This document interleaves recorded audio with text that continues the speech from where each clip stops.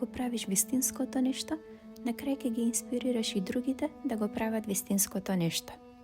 Знаеме дека е навистина тешко самите да направиме мал напредок во духовниот живот, во нашиот внатрешен живот и во нашиот надворешен живот. Затоа треба да имаме бескрајно трпение со цел да видиме мала преобразба во човечката природа, што би рекле во човештвото во целина. Не смееме да изгубиме трпение. Само затоа што нашите соседи и пријатели не го следат духовниот живот, не значи дека ние треба да се откажеме.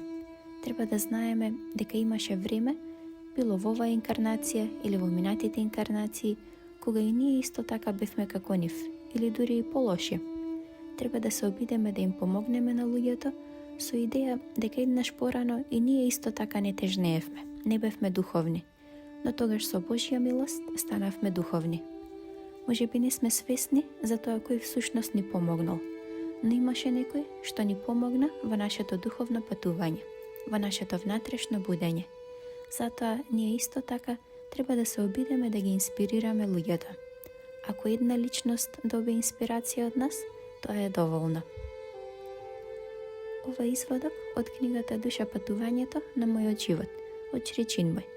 Книгата е достапна на meditacija.mk, како и на книги.mk, а исто така и на нашиот Facebook профил и Instagram профил Медитација.